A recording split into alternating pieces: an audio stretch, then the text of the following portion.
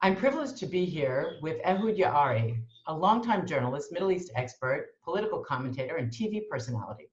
I was fortunate to meet you, Ehud, in Singapore at a conference on the Middle East a couple of years ago, and then last year to have you on a Signal policy delegation in Beijing. It's my great pleasure now to hear your thoughts on a topic that's not yet in the headlines, but will be soon after the coronavirus subsides: China in the Middle East. In 2011, after the first salvos of the so-called Arab Spring landed, China was caught totally off guard. It was losing tens of millions of dollars in Libya, frantically airlifting tens of thousands of Chinese workers to safety. And since then, the Chinese have told us that their approach to the Middle East has been watch and wait. Over the past 10 years, in perhaps 500 or so briefings and dialogues I've conducted for Signal with Chinese policy advisors and officials, they repeatedly say that the time is not right for entering the Middle East. They say they don't want to get bogged down in the swamp of our region. Meanwhile, the world has been watching as China's global footprint has expanded exponentially under President Xi. The BRI has become a global initiative. China's in the Arctic, Africa, Central Asia, Latin America. Is the Middle East any different? What's your perspective, Ehud, of China's current interest in the Middle East? And what's actually happening now? Thank you, Caris. I think that much has changed. And instead of watch and wait, I think that the Chinese have switched to a different mode, which is move in and wait, or move in and watch, but they are moving in. They are moving in because they are realizing that an opportunity is presenting itself to them. They are not going to miss it.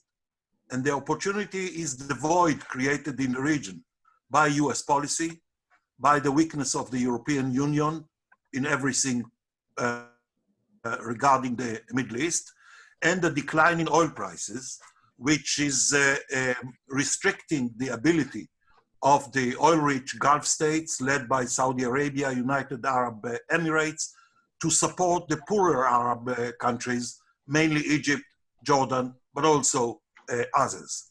So here you have an opportunity for China with its purse ready to offer credit lines, to get involved in huge infrastructure projects, and gain foothold first in economic terms. For example, the big offers that they are making now to the new Iraqi government to take over much of the potential of the unexplored Iraqi oil and gas reserves. So they are moving in probably a bit faster than they ever planned. With this action of moving in, how do you see the Middle East countries themselves responding to that growing presence?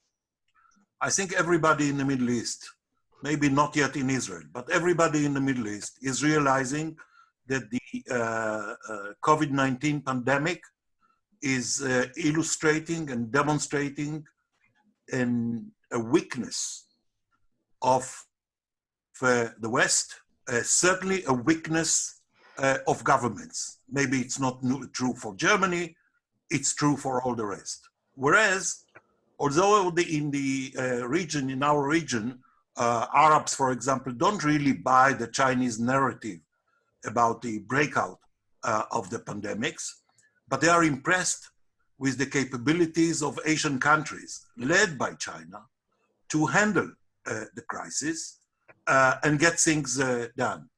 So the Middle East is ready to rely more on China, to accept Chinese offers of assistance, to let China has foothold in the region. And that is happening in spite of the fact that many Arab intellectuals, liberals, are wary of closer ties with China, because this, they feel, may strengthen authoritarian regimes at home. Well, the situation is clearly getting more complex, and there's a great deal more we could be discussing on this. But our time has run out, so it's been wonderful speaking with you, and I look forward to doing it again soon. Thank you, Caris. My pleasure.